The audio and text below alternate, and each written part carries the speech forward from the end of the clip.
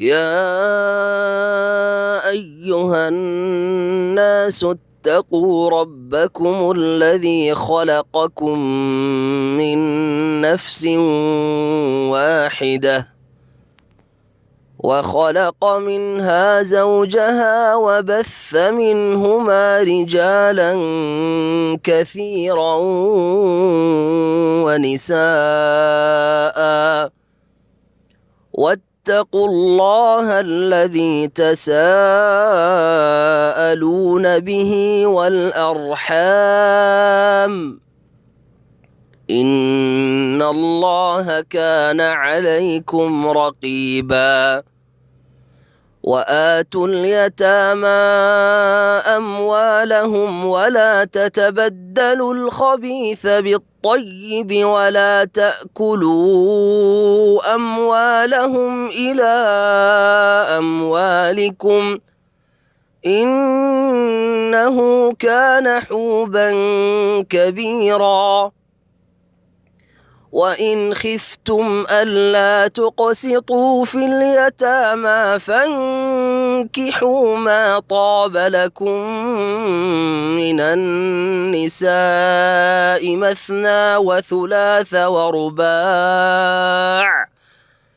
فإن خفتم ألا تعدلوا فواحدة أو ما ملكت أيمانكم ذلك أدنى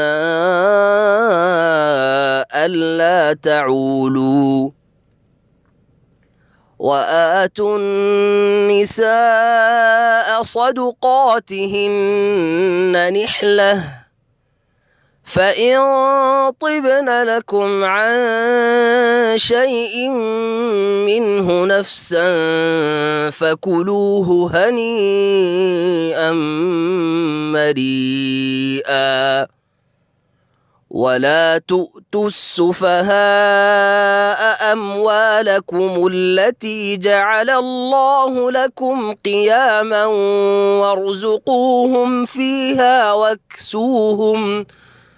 وارزقوهم فيها واكسوهم وقولوا لهم قولا معروفا وابتلوا اليتامى حتى إذا بلغوا النكاح فإن آنستم منهم رشدا فادفعوا إليهم أموالهم ولا تأكلوها إسرافا وبدارا أن يكبروا ومن كان غنيا فليستعفف ومن كان فقيرا فليأكل بالمعروف فإذا دفعتم إليهم أموالهم فأشهدوا عليهم وكفى بالله حسيبا للرجال نصيب مما ترك الوالدان والأقربون وللنساء نصيب مما ترك الوالدان والأقربون وللنساء نصيب مما ترك الوالدان والأقربون مما قل منه أو كثر نصيبا مفروضا وإذا حضر القسمة أولو القربى واليتامى والمساكين فارزقوهم منه وقولوا لهم قولا معروفا وليخشى الذين لو تركوا من خلفهم ذرية ضعافا خافوا عليهم فليتقوا الله وليقولوا قولا سديدا إن الذين يأكلون أموال اليتامى ظلما إنما يأكلون في بطونهم نارا وسيصلون سعيرا.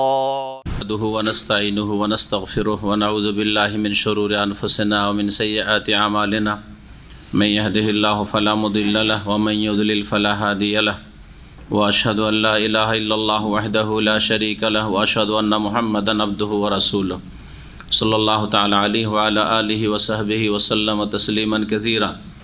يا أيها الذين آمنوا اتقوا الله حق تقاته ولا تموتن إلا وأنتم مسلمون.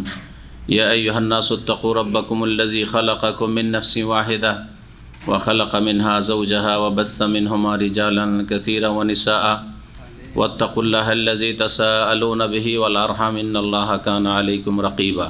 يا أيها الذين آمنوا اتقوا الله وقولوا قولا سديدا يصلح لكم أعمالكم ويغفر لكم ذنوبكم ومن يطع الله ورسوله فقد فاز فوزا عظيما. أما بعد فإن خير الحديث كتاب الله وخير الهدي هدي محمد صلى الله عليه وسلم وشر الأمور محدثاتها وكل محدثة بدعة وكل بدعة ضلالة وكل ضلالة في النار. أعوذ بالله من الشيطان الرجيم. بسم الله الرحمن الرحيم. يا أيها الناس اتقوا ربكم الذي خلقكم من نفس واحدة وخلق منها زوجها وبث منهما رجالا كثيرا ونساء واتقوا الله الذي تساءلون به والأرحام إن الله كان عليكم رقيبا. মহান আল্লাহ সমস্ত প্রশংসা যে আল্লাহ পাক রব্বুল আলামিন প্রথম মানুষ আদম আলাইহিস সালামকে সৃষ্টি করেছেন আর তারপরে তার থেকে তার জোড়া হাওয়া আলাইহিস সালামকে আল্লাহ পাক সৃষ্টি করেছেন এবং এই দুই নর এবং নারীর মাধ্যমে আল্লাহ পাক রব্বুল আলামিন অসংখ্য নারী পুরুষকে পৃথিবীতে ছড়িয়ে দিয়েছেন। আল্লাহ পাক রব্বুল আলামিন একমাত্র তিনি সৃষ্টিকর্তা, মানুষকে সৃষ্টি করেছেন তার ইবাদতের জন্য এবং আল্লাহ যখন সৃষ্টি করেছেন তখন ইবাদত একমাত্র তাঁর হবে। এটি হচ্ছে তৌহিদের রুবুবিয়ত, আল্লাহ পাকের প্রভুত্বের ক্ষেত্রে তৌহিদ, যার দাবি হচ্ছে যে ইবাদতের ক্ষেত্রেও আল্লাহর তৌহিদ প্রতিষ্ঠা করতে হয়। সালাত এবং সালাম নাযিল পেনি মুহাম্মদুর রাসূলুল্লাহ সাল্লাল্লাহু আলাইহি ওয়াসাল্লামের উপর, যিনি যে কোনো খুতবায় যে কোনো বক্তব্যে প্রয়োজনে, এই জন্য তার এই সুন্নতি খুতবাকে খুতবাতুল হাজা বলা হয়তো। হাজাতুন মানে প্রয়োজন, যে কোনো প্রয়োজনে যখন দাঁড়াতেন কিছু বলার জন্য তখন যে সুন্নতি খুতবা পাঠ করতেন, আল্লাহ পাক রব্বুল আলামিনের প্রশংসা পেশ করতেন এবং তার সাথে সাথে তিনটি আয়াত পাঠ করতেন। একটি আয়াত হচ্ছে সূরা আলে ইমরানের আয়াত নম্বর 102। দ্বিতীয় আয়াত যেটি পাঠ করতেন সেটি হচ্ছে সূরা নিসার প্রথম আয়াত, যা দিয়ে আজকে তাফসীর শুরু হবে। তৃতীয় জায়গা থেকে দুটি আয়াত পাঠ করতেন, তা হচ্ছে সূরা আহজাবের আয়াত নম্বর 70-71। এই তিনটি জায়গা থেকে সুন্নতি খুতবাই বা খুতবাতুল হাজাই প্রয়োজনের যে কোনো আলোচনায় বক্তব্যে রাসূলুল্লাহ সাল্লাল্লাহু আলাইহি সাল্লাম শুরু করতেন আল্লাহ পাকের প্রশংসা হামদ ও সানার পরে এই তিনটি আয়াত দ্বারা, যাতে বড়ই রহস্য রয়েছে। আজকে আমাদের তাফসীর শুরু হচ্ছে এই সূরা নিসার প্রথম থেকে। সূরা নিসা সম্পর্কে কিছু কথা যা মুফাসসিরিনগণ উল্লেখ করেছেন, বিশেষ করে তাফসীর ইবনে কাসিরে, তা আপনাদের সামনে পেশ করি আর তারপরে তাফসীর শুরু করব। আব্দুল্লাহ বিন আব্বাস রাদিয়াল্লাহু তাআলা আনহুমা থেকে বর্ণিত, তিনি বলছেন, নাজালাত সূরাতুন নিসা বিল মদিনাতি। সূরা নিসা মদিনায় মানে নবী করিম সাল্লাল্লাহু আলাইহি সাল্লামের মাদানী জীবনে নাজিল হয়েছে। মাদানী জীবনে নাজিল হয়েছে, মদিনায় নাজিল হয়েছে বলতে যদি মাদানী জীবন হয় তাহলে ঠিক আছে, এতে আর বেশি কিছু সংযোজনের প্রয়োজন নেই। আর যদি মদিনায় নাজিল হয়েছে বলা হয় তাহলে বলতে হবে যে প্রায় সবগুলি আয়াত মদিনায় নাজিল হয়েছে, একমাত্র একটি আয়াত, আয়াত নম্বর 58, আয়াত নম্বর 58, এই আয়াতটি মক্কা বিজয়ের বছর রাসূলুল্লাহ সাল্লাল্লাহু আলাইহি ওয়াসাল্লাম যখন মক্কা বিজয় করলেন আর ওই সময় কাবা ঘরের চাবি দেওয়ার প্রশ্ন উঠল যে কার হাতে, কোন গোত্র, কোন বংশের হাতে এই চাবি দেওয়া যেতে পারে, তখন এই আয়াত নাযিল হয়েছিল, ইন্নাল্লাহ ইয়ামুরুকুম আন তুআদ্দুল আমানাতি ইলা আহলিহা ওয়া ইযা হাকামতুম বাইনান নাস আন তাহকুমু বিল আদল, আল আয়াহ। এই আয়াত নাযিল হয়েছিল যাতে আল্লাহ পাক বললেন যে আমানত, যার আমানত তাকে ফিরিয়ে দাও, মানে যার হাতে ছিল তার কাছে ফিরিয়ে দাও। জাহিলিয়াতের যুগে যেই বংশ, হাজাবি বংশ, কুরাইশদের একটি গোত্র, সেই বংশের হাতে ছিল, সেই বংশের একজন দায়িত্বশীলের হাতে দিয়ে দাও কাবার চাবি। ওসমান বিন তালহা রাদিয়াল্লাহু তাআলা আনহুর হাতে চাবি তুলে দেওয়া হয়েছিল। এই মর্মে আয়াতটি মক্কাতুল মুকাররমায় মক্কা বিজয়ের বছরে ৮ম হিজরিতে নাজিল হয়। মুস্তাদরাক হাকিমে একটি আব্দুল্লাহ মাসউদ রাদিয়াল্লাহু তাআলা আনহু থেকে আসার, মানে তার উক্তি বর্ণিত হয়েছে। তিনি বলছেন, ইন্না ফি সূরাতিন নিসায়ে লা খামসা আয়াতিন, নিশ্চয়ই সূরা নিসাতে 5টি এমন আয়াত রয়েছে, মা ইয়াসুররুনি আন্নালি বিহাদ দুনিয়া ওয়া মা ফিহা, যে 5টি আয়াতের বিনিময়ে যদি আমাকে একদিকে 5টি আয়াত আর একদিকে আর এক পাল্লায় যদি আমাকে সারা পৃথিবী এবং পৃথিবীতে যা কিছু রয়েছে ধনভাণ্ডার সব কিছু দিয়ে দেওয়া হয়, তো আমি তা গ্রহণ করা তো দূরের কথা, তা সমান মনে করি না। দুনিয়া এবং দুনিয়াতে যা কিছু আছে সব কিছুর চাইতে গুরুত্বপূর্ণ এবং আমার জন্য আনন্দের বিষয়, খুশির বিষয় হচ্ছে 5টি আয়াত। যে 5টি আয়াতে আল্লাহ রাব্বুল আলামিনের পক্ষ থেকে মানুষের জন্য সুসংবাদ রয়েছে, অথবা বিভিন্ন গুরুত্বপূর্ণ বিষয়, আর সবগুলি গুরুত্বপূর্ণ, কিন্তু এক একটি বিশেষ দিক থেকে থাকে, যে দিকগুলি এই আয়াতগুলিতে আলোচিত হয়েছে। প্রথম আয়াত হচ্ছে, ইন্নাল্লাহা লা ইয়াযলিমু মিসকালা যাররাহ, আল্লাহ সামান্যতম অনপরিমাণ, যাররা আজকালকার ভাষায়, আরবি ভাষায়, হ্যাঁ মডার্ন অ্যারাবিকে, না হলে যাররা মানে হচ্ছে ক্ষুদ্র পিপিলিকা, একটি তাফসির। এটা হচ্ছে প্রসিদ্ধ তাফসির সালাফদের যুগের, সাহাবায়ে কেরামদের যুগের, যে তখনকার আরবিতে যাররা বলা হয়তো ক্ষুদ্র পিপিলিকা থেকে, এই ক্ষুদ্র পিপিলিকা থেকে ক্ষুদ্রতম অণুপরমাণুর ক্ষেত্রে যাররা বা কম্বোলা, জাররিয়া, অ্যাটম বমের ক্ষেত্রে ব্যবহার করা হচ্ছে। তো আল্লাহ রাব্বুল আলামিন ক্ষুদ্র পিপিলিকা আর সমানও কখনো জুলুম করবেন না কোনো বান্দার উপর। ক্ষুদ্র যে কোনো দানাকে, কেউ কেউ তাফসীর করেছেন যাররা বলা হয় যখন রৌদ্রের সময় দিনের বেলা জানালা খোলা থাকে, তখন দেখবেন হ্যাঁ মনে হচ্ছে যে বাইরে থেকে ধুলি কণাগুলি আপনার ঘরে ঢুকছে, এরকম মনে হয় না দেখে রৌদ্রের বেলা? কিন্তু সেগুলিকে ধরতে পারবেন, এক দুটা ধরে দেখাইতে পারবেন, অনেক উড়ছে মনে হচ্ছে, পারবেন? পারবেন না, কিন্তু দেখে মনে হচ্ছে যে কত তাহলে সূক্ষ্ম আর ক্ষুদ্র সেই ধূলিকণাগুলি, এগুলিকে যাররা বলা হয়েছে। তো আল্লাহ এতটুকু পরিমাণও কারো উপর জুলুম করবেন না। এটা সুসংবাদ কিনা? যে নিশ্চিন্তে থাকো যে আল্লাহর পক্ষ থেকে কোনো জুলুম হবে না। কোনো ভালো কাজ করেছ অবশ্যই তার বদলা পাবে। জুলুম কখন হয়? একটা ভালো করলেন, তারপর আপনার মূল্যায়ন হলো না, ভালোর প্রতিদান দেওয়া হলো না। কোম্পানি ভালো কাজ করলেন, ডিউটি করলেন, বেতন কেটে নিল, জুলুম করলো না? করলো না। এইরকমই আপনি ভুল করলেন, কিন্তু ভুল যতটা পরিমাণ তার চাইতে বেশি শাস্তি দেওয়া হয়ে গেল, এটা হচ্ছে জুলুম। অথবা ভুলই করেননি, নির্দোষী মানুষকে শাস্তি দেওয়া হলো, এটাই না জুলুম? তো আল্লাহ এইরকম কখনো করবেন না যে কেউ ভুল করেননি আর দিলেন শাস্তি, কেউ ভুল করেছে কম আর শাস্তিটা বেশি হয়ে গেল, অথবা নেকি করেছেন, ভালো কাজ করেছেন, আরও বেশি পাওয়ার মতো আল্লাহ কম দিয়ে দিলেন না। একটা করলে কমপক্ষে কত দেবেন? 10 দেবেন। তো এটা হচ্ছে খুশির বিষয় একজন মুমিন মুসলিমের জন্য, যে আল্লাহর কাছে কিঞ্চিত পরিমাণও কোনো ক্ষেত্রে জুলমের আশঙ্কা করবেন না। এই আয়াতটি সূরা নিসার আয়াত নম্বর 40। দ্বিতীয় আয়াত হচ্ছে আয়াত নম্বর 31। তিনি উল্লেখ করেছেন, ইন তাজতানিবু কাবায়রা মা তুনহাউনা আনহু নুকাফির আনকুম সাইয়্যাতিকুম, তোমাদেরকে যেসব বড় গুনাহ থেকে নিষেধ করা হয়েছে, বারণ করা হয়েছে, সেগুলি থেকে তোমরা যদি বেঁচে থাকো, তো নুকাফির আনকুম সাইয়্যাতিকুম, তোমাদের ছোটোখাটো গুনাহগুলিকে আমি মোচন করে দেব। সুসংবাদ না? কাবিরা গুনাহ করিয়েন না, তাহলে ছোটোখাটো ভুলভ্রান্তি হইলে আর হতেই আছে, অজান্তে হইতে আছে, অনিচ্ছাকৃত হইতে আছে।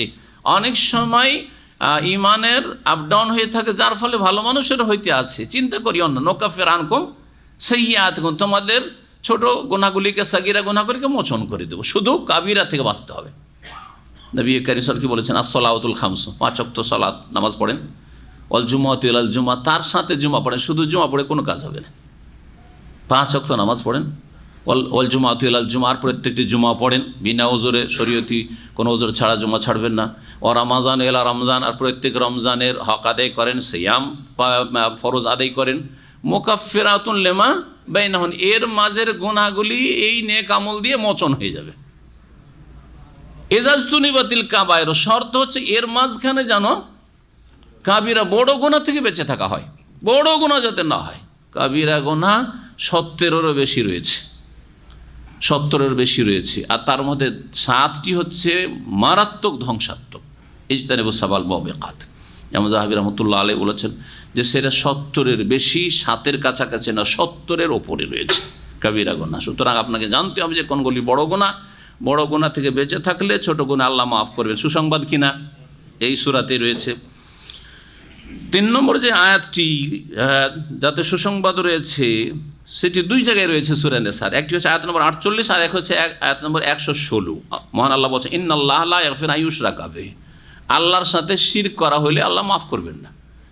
শিরক করা হলো, আর শিরকের পরে শিরক করে মারা গেল কোনো মানুষ, শিরকি আকীদা অবস্থায় মারা গেল, কবর মাজার বুকে ঢুকিয়ে মারা গেল, যে কবর মাজারি দিতে পারে, নিতে পারে ভালো মন্দ ইত্যাদি, তাই না, পীর জান্নাতে নিয়ে যাওয়ার ক্ষমতা রাখে, এইসব শিরকি কুফরি আকীদা এনে যে মারা গেল, যদি এই অবস্থায় মরে যায়, হ্যাঁ তওবা করে নাই তো সব গুনাহ মাফ। হ্যাঁ, যেমন মক্কার আরবের কাফের মুশরিকদের গুনাহ মাফ হয়েছে, ওইরকম কেউ যদি কবর মাজারে সিজদা কইরে ও তওবা করার সুযোগ পেয়ে যায় তাহলে মাফ। কিন্তু শিরক কুফরির অবস্থায় কেউ যদি মারা যায়, কোনো মুসলিম তার শিরক কুফরির অবস্থায় মারা গেল, অথবা জাতিতে নামে মাত্র মুসলিম কিন্তু ওই কাফের মুশরিকদের মতোই বহুত্ববাদী শিরক করে, তারা দুর্গা পূজা করে, কিন্তু মুসলিমরা দরগা পূজা করে, পীর পূজা করে, এই অবস্থায় যদি মারা যায়, গৌস কুতুব রায় উদ্ধার করতে পারে, এইসব শিরকি আকীদের তাবিজ উদ্ধার করতে পারে, সেহের জাদুটনায় লিপ্ত থেকে যদি মারা যায়, ঈমান ভঙ্গকারী কোনো কিছু আকীদা আমল রেখে যদি মারা যায়, তাহলে লা ইয়াগফির আন ইউশরাকা বিহি, কখনো আল্লাহ মাফ করবেন না, কোনোদিন মাফ হবে না। চিরকালের এই নাপাক কোনো কিছুতেই পাক হবে না, আগুনে কিছুদিন দীর্ঘদিন জ্বালিয়েও পাক হবে না, সেজন্য চিরকাল আগুনে জ্বলবে, জাহান্নামে জ্বলবে। লা ইয়াগফিরু আন ইউশরাকা বিহি ওয়া ইয়াগফিরু মা দুনা যালিকা লিমান ইয়াশা।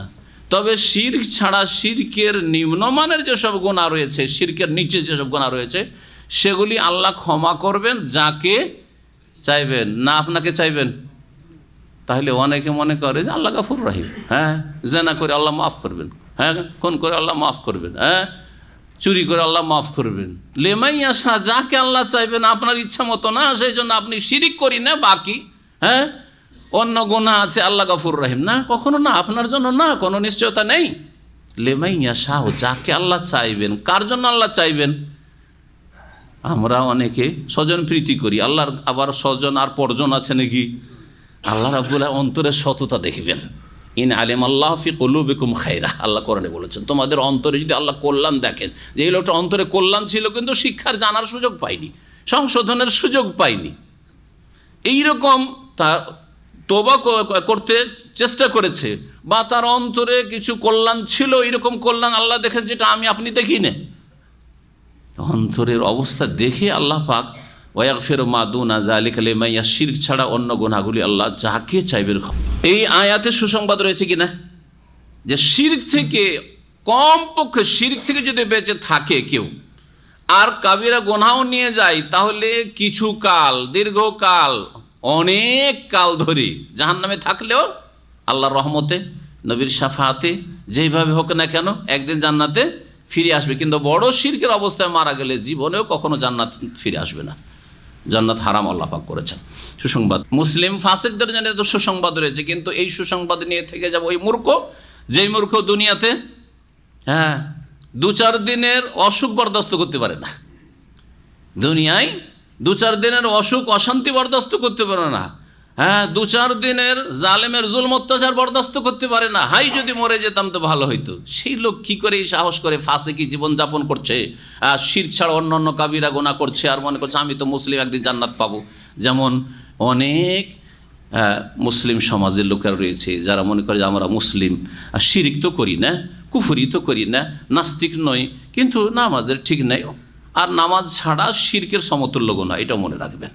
শিরকের চাইতে ছোট গুনাহ নয়। আল্লামা ইবনে উসাইমিন রাহমাতুল্লাহ বলছেন যে নামাজ ত্যাগকারী মুশরিকের সমতুল্য। সুতরাং সেটা মাদুনা যালিকা না, ওর নিচের গুনাহ নয়, ওর সমান গুনাহ।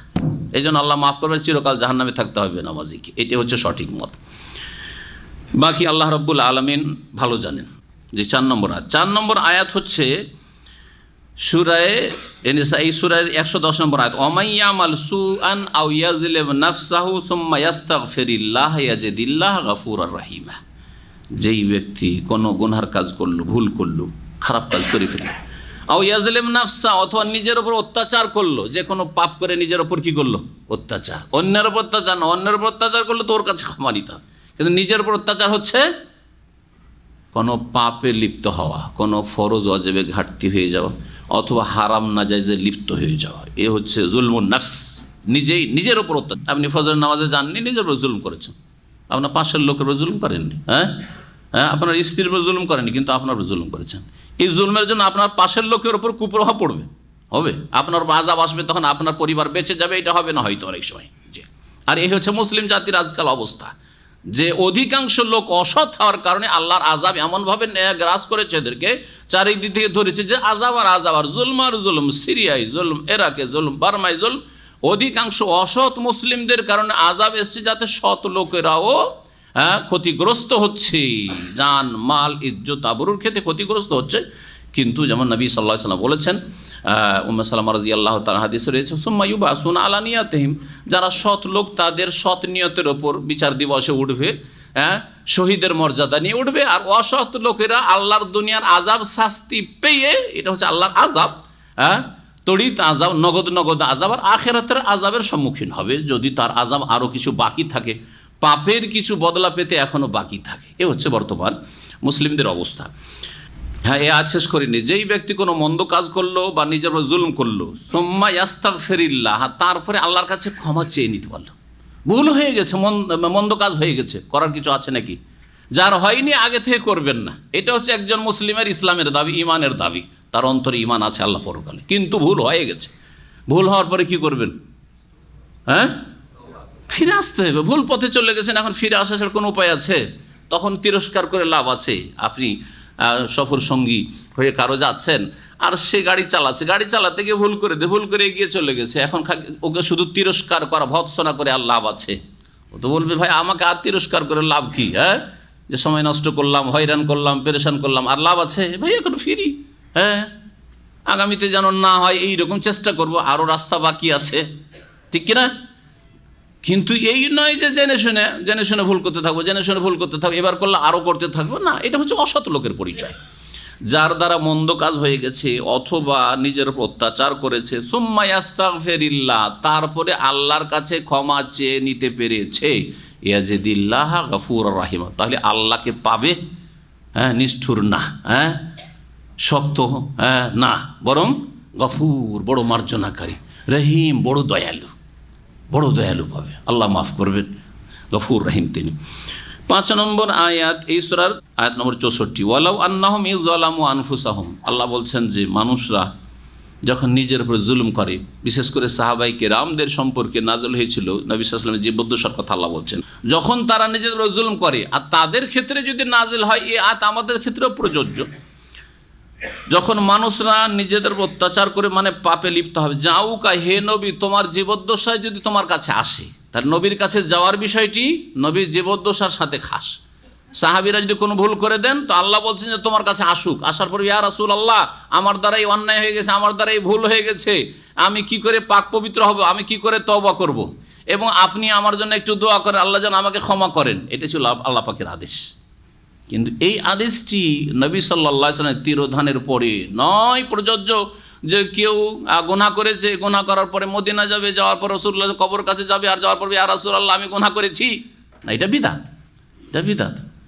যখন মানুষ দুনিয়া থেকে বিদায় হয়ে যান, ইনকাতা আমালু, তার আমল কাজকর্ম বন্ধ হয়ে যায়। সুতরাং নবী সাল্লাল্লাহু আলাইহি ওয়াসাল্লাম কাছে গিয়ে আপনি দরখাস্ত করবেন, তিনি আপনার কথা শুনছেন, আর তিনি আপনার জন্য আমল বন্ধ হয়ে গেছে, তো আপনার জন্য আল্লাহ তুমি আমার অমুক উম্মতকে মাফ করে দাও, এটা বলার আর সময় ইনকাতা আমল, আমল বন্ধ হয়ে গেছে। সুতরাং এইরকম বিদাতীদের লক্ষণ এটা, বিদাতীরা এই কাজটা করে।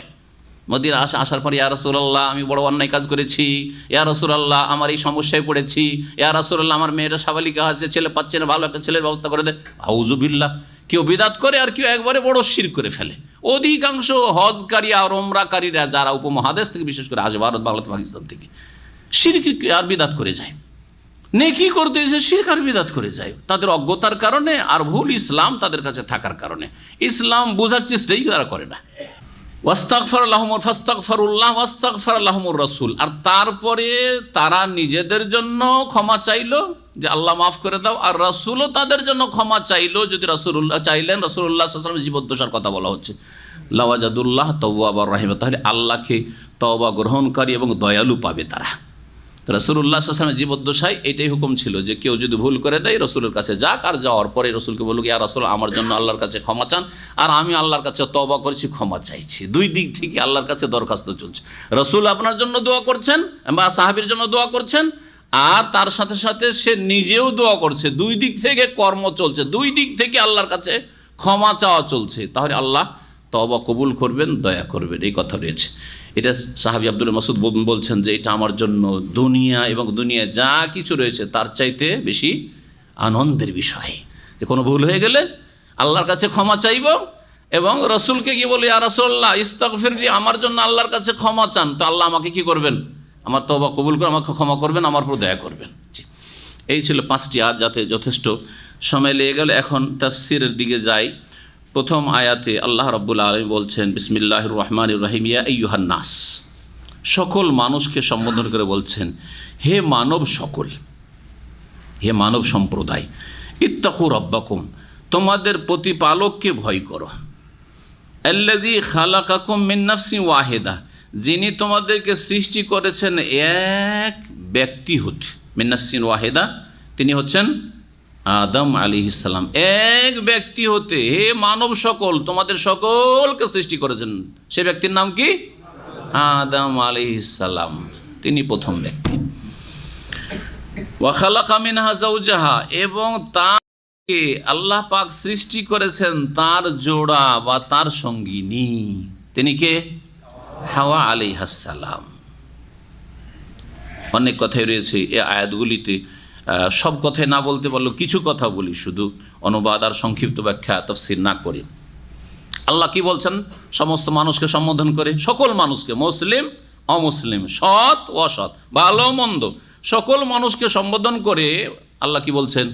তোমরা তোমাদের প্রতিপালক, যিনি তোমাদের প্রতিপালন করেন, হ্যাঁ, যিনি তোমাদের সৃষ্টিকর্তা, রব বললেন। আর খালাকাকুম, তোমাদের সৃষ্টিকর্তা খালেক তিনি, এবং তিনি তোমাদের রব। সৃষ্টি করার পরে তোমাদের প্রতিপালন করে। প্রতিপালন কাকে বলা হয়? ছোট থেকে ধীরে ধীরে ধীরে সার্বিক দিক থেকে যিনি প্রতিপালন করে বড় করেন। তারবিয়া মানে আগে বাড়ানো, আগে বাড়ানো, যিনি আগে বাড়িয়েছেন। একেবারে জিরো ছিলে, কিছুই ছিল না, জিরো থেকে ধীরে ধীরে ধীরে, হ্যাঁ, প্রথম তো তোমার নাম ছিল কি শুক্রবিন্দু, নুতফা, তারপরে সেটা হলো আলাকা, জমাট বাঁধা রক্ত, তারপরে সেটা হলো মুদগা, গোশতের পিণ্ড, তারপরে তাতে হইল ফাসাওয়ারাকুম ফাহাসানা সুওয়ারাকুম, ছবি অঙ্কন, তোমার রূপ চেহারা অঙ্কন হইল। আর তারপরে তাতে হাড়গুলি হইল, হাড়গুলির ওপর গোশত চড়ানো হইল, হ্যাঁ, গোশতের ওপর তোমার চামড়া হইল। আর তারপরে ফাতাবারাকাল্লাহু আহসানুল খালিকিন, সুবহানাল্লাহ। এটা তো পৃথিবীতে আসলে কিন্তু কত কুচি হয়ে আর কত অসহায় হয়ে তারপরে তোমার এই সময়টা যে কাটো, এই সময় তোমার খাদ্যের ব্যবস্থা করা, সেখানে তোমার হাত উঠছে, তা তোমার মুখ খুলছে, কান্না করবে, তো কেউ খেতে দেবে না, মুখ দিয়ে খেতে পারবে, সে নাভি দিয়ে ব্যবস্থা করলাম যাতে করে তোমার শরীর সেখান থেকে নিতে পারে, আহার নিতে পারে, ঠিক না? সুবহানাল্লাহ। তারপরে বেরিয়ে আসার পরে কতদিন দুর্বল অসহায় ছিলেন চিন্তা করুন। 15 বছর 18 বছর পর্যন্ত অসহায়। 15 বছর বয়সেও যদি বাপ মা বাড়ি থেকে তাড়িয়ে দিত, যা করে খা, তো কত কষ্ট। চায়ের দোকানে গিয়ে ওই চায়ের কাপ ধোয়া, প্লেট ধোয়া, ছেলেদের দেখেছেন নিশ্চয়। ওইটা যদি আপনাকে করা হইতো, আল্লাহ যদি ওই রকম আপনার বাপ মায়ের মনটাকে করে দিতে, তাড়িয়ে দিয়ে রেখে খাওয়িয়ে লাভটা কি? তাহলে কি অবস্থাটা হইতো? তারপরে এই তরবিয়তগুলো কে অন্তরটাকে ফিরিয়ে দিয়েছে, আকৃষ্ট করেছেন বাপ মায়ের জন্য ছেলেটাকে মানুষের মতো মানুষ করতে হবে, ছেলেটাকে আলেম করতে হবে, হাফেজ করতে হবে, ছেলেটাকে নামাজি বানাইতে হবে, ছেলেটাকে সৎ বানাইতে হবে, ছেলেটাকে মুসলিম বানাইতে হবে। এসব কি আল্লাহ ছাড়া করেছেন? আইলাহুম্মা আল্লাহ, আর কেউ আছে? সুবহান, এই হচ্ছে রব। রব শুধু একটু কথা নয়, রব যিনি এখন পর্যন্ত রব। সুবহানাল্লাহ, এক্ষুনি অসুস্থ করে দেন, অচল, হ্যাঁ, জবান অচল, হাত পা অচল, চোখ অচল, সব কিছু অচল। রব আল্লাহ পাকের যে নাম, এই নামের মধ্যে শেষ পর্যন্ত আপনার মৌত পর্যন্ত আল্লাহ রাব্বুল আলামিন আপনার এই তরবিয়ত করেই যাচ্ছেন, প্রতিপালন করেই যাচ্ছেন। আল্লাহ পালন কর্তা। আল্লাহকে ভয় করব, এর কারণ কি? এই কারণগুলি আল্লাহ বয়ান করছেন। একটু সূক্ষ্মভাবে আয়াতটিকে দেখুন। ইত্তাকু রাব্বাকুম, ভয় করো তোমাদের রবকে। কেন? প্রথম কথা, তিনি তোমাদের প্রতিপালন করেন। দ্বিতীয় কথা, তিনি তোমাদেরকে সৃষ্টি করেছেন, আর কেউ সৃষ্টি করেনি, আর কেউ সৃষ্টি করে নেই। তারপরে আরেকটি কথা, মিন নাফসি ওয়াহিদা, এক ব্যক্তি হতে সৃষ্টি করেছেন। এ কথা বলে সারা বিশ্বের মানবতাকে, প্রত্যেক মানুষকে যেন তার অন্তরে একটা নক করা হচ্ছে, নাড়া দেওয়া হচ্ছে, যায় হরকত দেওয়া হচ্ছে। চিন্তা করো যে তোমরা একে অপর কত জুলম অত্যাচার করছো, অথচ তোমাদের সকলের পিতা ওই একজন আদম আলাইহিস সালাম, ঠিক কিনা? যারা জালেম জুলুম করছে, যে কোনো জায়গায় হোক না কেন, সিরিয়াতে হোক, আর ইরাকে হোক, আর বার্মায় হোক, সকলে যারা জালেম আর যারা মজলুম নির্যাতিত, সকলের উৎস, সকলের বাপ কে? কুল্লুকুম মিন আদম। নবী মুহাম্মদ রাসূলুল্লাহ বলছেন, তোমাদের সকলেই আদমের সন্তান। ও আদম মিন তুরাব, আর আদম মাটি থেকে পয়দা, তোমাদের আসল মাটি। সুবহানাল্লাহ। এর মাধ্যমে আমাদের অন্তরে একে অপরের সাথে যারা নম্রতা আসে, সহানুভূতি আসে, সমবেদনা আসে, অন্যের ব্যথায় ব্যথিত হই, অন্যের দুর্গতির সময় পাশে দাঁড়াই, সাহায্য করি, তাদের বিপদ আপদকে দূর করার চেষ্টা করি, তাদের কষ্ট না দিয়ে বরং তাদের উপকার করি, এই চেতনা যেন আমাদের মধ্যে জেগে উঠে। আল্লাহ পাক মিন নাফসি ওয়াহিদা, এক ব্যক্তি থেকে তোমাদের সকলকে আল্লাহ পয়দা করেছেন। দেখেন, আপনারা নিজের বংশের লোককে অন্যের বংশের চাইতে কাছের মনে করছেন না? করছেন না? এটা প্রত্যেকের প্রাকৃতিক ভালোবাসা। এটা হচ্ছে, এটা দিনী ভালোবাসা না। এটা কিসের ভালোবাসা?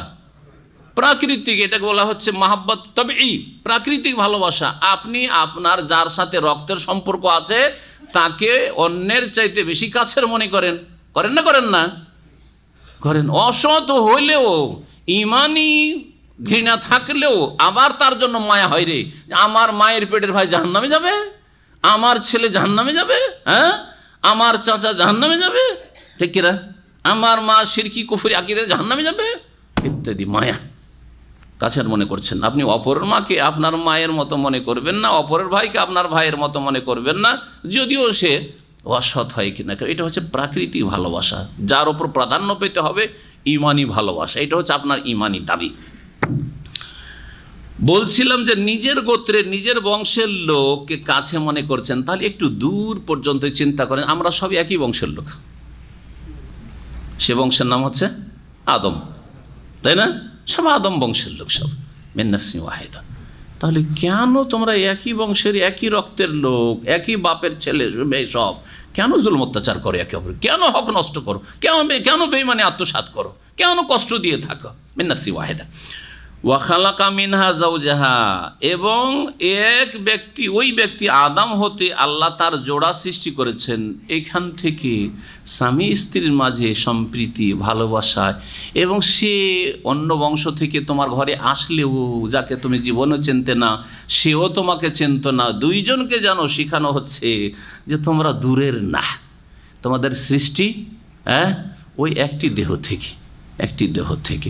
আদম আলাইহিস সালামের পাঁজরের হাড় থেকে আর ওপর ভাগে বেশি বাঁকা হয়ে আছে, এই ওপর ভাগের পাঁজরের হাড় থেকে হাওয়া আলাইহিস সালামকে সৃষ্টি করা হয়েছে, যেমন হাদিসে রয়েছে।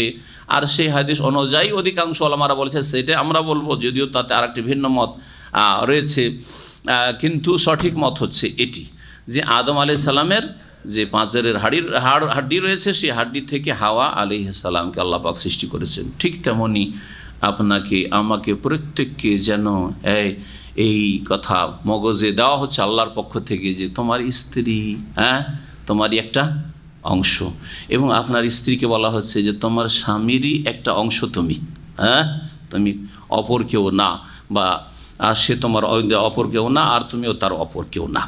ওয়া খালাকা মিনহা যাওজাহা, এর মাধ্যমে ভালোবাসা সম্প্রীতি মনটা এগিয়ে আসবে না, আসবে না, আসবে না? জি হ্যাঁ। এই জন্য বিবাহ শাদীর সময় এই যে আয়াতগুলি পাঠ করায় রহস্য আছে। এমনিতে মন্ত্রের মতো শুধু আরবিতে এই 3টি আয়াত পাঠ করে দিলাম 3 জায়গা থেকে, আর বিয়ের খুতবা পড়িয়ে দিলাম, না বর বুঝলো না পাত্রী বুঝলো, না ওই যারা ওখানে আছে সাক্ষী টাক্ষী আছে আর বরের যাত্রী সব অবৈধ বরযাত্রী আছে ওরাও বুঝলো না। অবৈধ বরযাত্রীতে যারা বুঝেন না তারা তো রাগ করবে, যারা অবৈধ আবার বরযাত্রী সে কী বললো, বুঝলেন না? আমরা যদি দল বেঁধে এই সব লোকগুলোকে নিয়ে আপনার বাড়িতে হঠাৎ করে ঢুকে যাই, এই খেতে দেন, তো কী বলবেন? আপনার বৈধ লোক না অবৈধ লোক? কী বলবেন বলেন? আরে হঠাৎ করে আমার বাড়িতে আপনারা চেপে পড়েছেন, কোথেকে আমি খেতে দেবো এত লোককে, ঠিক কিনা? আর এইভাবে কেন আপনি খাবেন? আমি খাবো, আমি ডাকবো, আপনারা কেন চেপে পড়েছেন, ঠিক কিনা? এই যে বরের সাথে যাত্রী যাচ্ছে, হিন্দুদের থেকে নেওয়া শব্দ আর সভ্যতা সংস্কৃতি, বিয়ে শাদীর অধিকাংশ বিষয়গুলি সব আমরা হিন্দুদের পাশে বাস করে, আর বাপদাদা পূর্বপুরুষ হিন্দুই মনে ছিল, যার ফলে ওদের কাছ থেকে নিয়েছেন, হয় বাপদাদার কাছ থেকে নিয়েছেন, হিন্দু সভ্যতা থেকে গেছে, আর না হলে পারিপার্শ্বিক অবস্থার কারণে পাশে হিন্দুরা বাস করতো, ওদের বিবাহ শাদী করে নিয়েছি, শুধু ইজাব কবুল আর তার সাথে যেটুকু করতে হয় ও খুতবা পড়াটা, এই 2-4-5টা জিনিস শুধু রেখেছি আমরা কিসের? ইসলামের। আর বাকি সব কিছু হচ্ছে ওই হিন্দুদের বিবাহ শাদী, হয় বিদাত আর না হলে হারাম নাজায়েজ অবৈধ অবাধ মেলামেশা, বেহায়াপনা আর বেপর্দা হওয়া, আর গান আর বাজনা আর ভিডিও করা, সব হারাম কাজ, হয় দুনিয়াদারি হারাম কাজ আর না হলে ধর্মের নামে বিদাতি কাজ। তো এইটি একটি হারাম নাজায়েজ প্রথা, এই বরযাত্রীর প্রথা। বরযাত্রী এতগুলি নিয়ে গিয়ে আবার আপনার শ্বশুর খাওয়াবে, এটা কিসে থেকে বৈধ করবেন? অথচ একটা দানা পর্যন্ত কারো বিনা অনুমতিতে খাওয়া জায়েজ নাই। ওর মেয়ের বিয়ে দেওয়ার গরজ যদি না থাকতো একটা দানা কেউ খেতে দিত? বলেন দেবে? মেয়ের বিয়ে হয়ে গেছে, তারপরে ওই বরযাত্রীর 2-4 জন যদি তার পরের দিন গিয়ে তার উঠানে ধর্ণা দিয়েও বসে থাকে যে 2 দানা খেতে যেন দেয়, পরিচয় নেবে? বলেন খেতে দেবে? খেতে দেবে না। যদি বলে আমরা কালকে আপনার মেয়ের বরযাত্রীতে আমরা এসেছিলাম জামাইয়ের সাথে, খেতে দেবে কি? বিয়ে হয়ে গেছে, মেয়ে উঠিয়ে দিয়ে দিয়েছে, কাজ হয়ে গেছে তার। কিন্তু মেয়ে দেওয়ার দিন সমাজ, অনইসলামিক সমাজ তাকে বাধ্য করছে মেয়ের বাবাকে যে যদি এইগুলোকে খেতে না দিই তাহলে আমার মেয়েকে বিয়ে করবে না, বিয়ে ভেঙে যাবে, সুতরাং নিরুপায় খেতে আমাকে দিতে হবে, ধার খরচ করে হোক, আর সুদের ওপর টাকা নিয়ে এসে হোক, আর চুরি ডাকাতি করে হোক, আর জমি বিক্রি করে হোক, আর ভিটে মাটি বিক্রি করে হোক, মেয়ে আমাকে বিক্রি করতে হবে আজকে এই বরযাত্রীকে এত টাকা খরচ করে খাওয়িয়ে, ঠিক কিনা? এটা সমাজের চাপে, অনইসলামিক সমাজ, পরিবারের চাপে, মেয়ে বিবাহ দেওয়ার চাপে, সব চাপে খাওয়াচ্ছে, না হলে এক দানা কেউ খাবেন, আপনি খাওয়াবেন না। যার ফলে এই বরযাত্রীর কুপ্রথা উঠান যদি আল্লাহর ভয় থাকে, তাহলে যেমন যৌতুক হারাম, তেমন বরযাত্রী এতগুলি লোককে নিয়ে গিয়ে খাওয়া দাওয়া করা হারাম। অতই যদি আপনার বরযাত্রী নেওয়ার ইচ্ছা থাকে তো শ্বশুর বাড়িতে তাদের খানা পানির খরচ দিয়ে দেন ছেলে পক্ষ, যে আমি এই লোকগুলিকে নিয়ে যাচ্ছি, আমি খাওয়াবো, কারণ অলিমা কাকে করতে হয়? ছেলে পক্ষকে করতে হয়। খাওয়ান খুব অলিমা, বিয়ের মজলিসে সেই দিনই খাওয়ান, আর না হলে আপনার বাড়িতে নিয়ে আসে খাওয়ান। কিন্তু আপনার শ্বশুর যে মেয়ে দেবে সে কেন খাওয়াবে? সৌদি আরবে কেন নেই? যেখান থেকে ইসলাম গেছে সেখানে কেন নেই? 1 পয়সা খরচ আছে মেয়ে পক্ষের সৌদি আরবে? কোনো খরচ নেই এখানে করে। কিন্তু এই অনইসলামিক সমাজ কেন? আল্লাহর কাছে তওবা করেন এবং ইসলামিক বিবাহ শাদী করেন এবং করান, অতি বরকত হবে আপনার পরিবারে। আজকাল আমাদের দেশের বিবাহগুলিতে বরকত নেই, অশান্তি। বড় বড় ধনীদের বাড়িতে আর পুঁজিপতি আর বড় বড় বিজনেসম্যান আর কোম্পানি আর ইন্ডাস্ট্রি ফ্যাক্টরির মালিক তাদের বাড়িতে বিবাহ দিচ্ছে, মন্ত্রীর বাড়িতে বিয়ে দিচ্ছে, এমপির বাড়িতে বিয়ে দিচ্ছে, আর শেষখানে হয় মেয়ে আত্মহত্যা করছে, আর নইলে মেয়েকে পিটিয়ে খুন করছে। খবরগুলি আপনার শুনতে আছে, শোনেন না, দেখেন না?